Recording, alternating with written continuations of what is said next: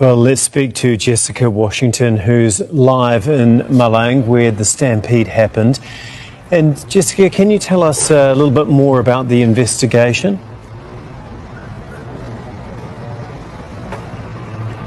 Well, the investigation is underway, and part of that, of course, involves looking at the state of the Kanjuruhan Stadium in Malang, where we are now. And I just want to give you a sense of what that looks like right now, because in the daylight you really get a sense of how this tragedy unfolded.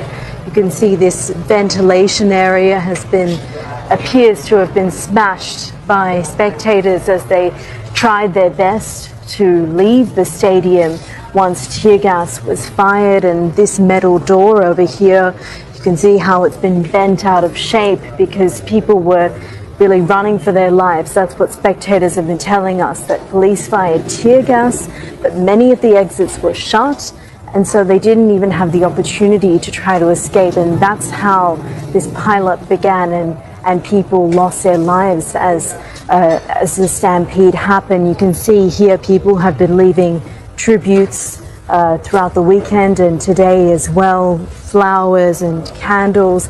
The community really just in shock at what has happened, what has unfolded, and of course those calls for an adequate and thorough investigation.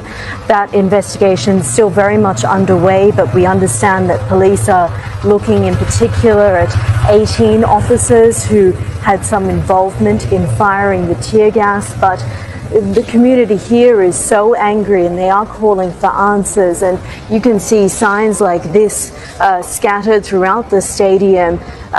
My brother was killed. We need a thorough investigation. And there is so much anger here and so much despair. Just a shock that many of the victims, of course, were young men, young women, families even. You can see their shoes scattered around and even purses.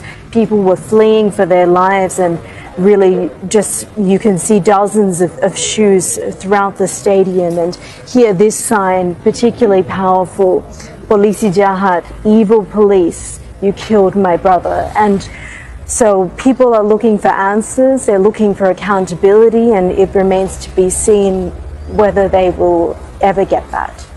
Indeed. Thank you so much. That's Jessica Washington for us live from Malang.